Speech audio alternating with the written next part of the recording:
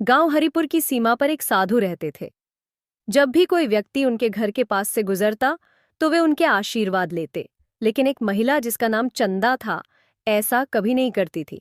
माला, तुम हमेशा उस साधु का आशीर्वाद क्यों लेती हो जो गांव की सीमा पर रहता है?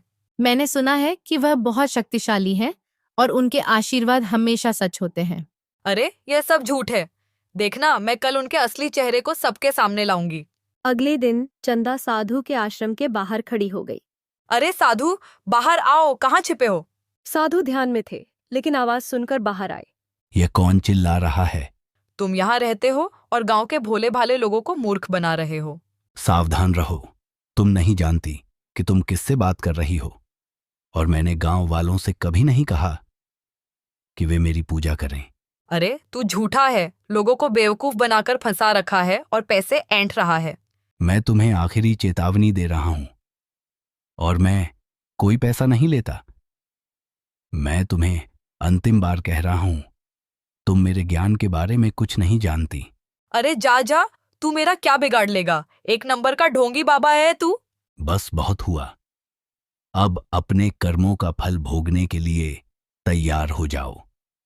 मैं तुम्हें श्राप देता हूं कि अज्ञानता के कारण तू इस पेड़ की चुड़ैल बनकर रहोगी, जब तक कि कोई ज्ञानी व्यक्ति आकर तुम्हारे प्रश्नों का सही उत्तर न दे।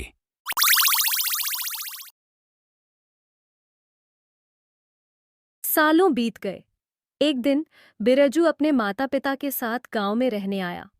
वे खुशी से रह रहे थे, लेकिन एक दिन उसके पिता अचानक लापता हो गए। रमेश जी, क्या आपने मेरे पिता को देखा है? वे अब तक घर नहीं लौटे। नहीं बे, मैंने नहीं देखा। शंकर चाचा, क्या आपने मेरे पिता को देखा है? क्यों, क्या हुआ? वे कई दिनों से घर नहीं आए हैं। वे कहाँ जा रहे थे? कहीं वे अकेले गांव के बाहर तो नहीं गए थे? हाँ, वे अकेले गए थे। क्यों, क्या हुआ?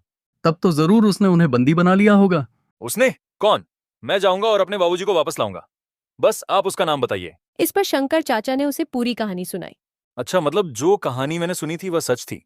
हाँ, और वह बहुत खतरनाक है। अगर तुम उसके प्रश्नों का उत्तर नहीं दे पाए तो वह तुम्हें भी कैद कर लेगी। चिंता मत करो काका, मैं उसके सभी प्रश्नों का उत्तर दूंगा। सूर्यास्त होते ही बिरजू गांव की सीमा की ओर बढ़ने लगा। जैसे ही वह सीमा पर पहुंचा, उसे एक आवाज सुनाई दी। श्श, अकेले आए हो बाबूजी को लेने?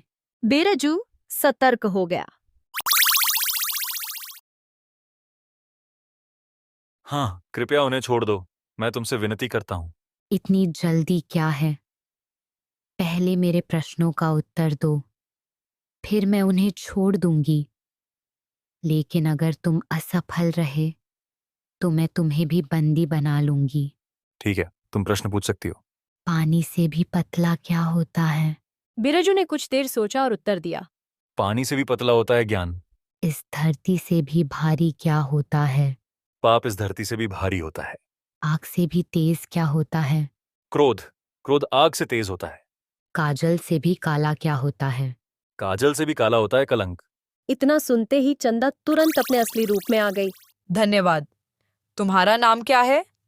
तुम मेरे लिए भगवान समान हो, जिसने मुझे उस ज्ञानी साधु के श्राप से मुक्त कर दिया। मेरा नाम बिरजू है। अब कृपया मेरे पिता को लौटा दो। निश्चित रूप से। इसके बाद चंदा गायब हो गई और उसके पिता पीछे से आ गए। अरे बिरजू, चलो घर चलते हैं। बिरजू अपने पिता को देखकर बहुत खुश हुआ और दोनों खुशी खुशी घर लौट आए। इस कहानी से हमें यह सीख मिलती है कि ज्ञान और सम्मान किसी के भी जीवन में बहुत महत्वपूर्ण होते हैं।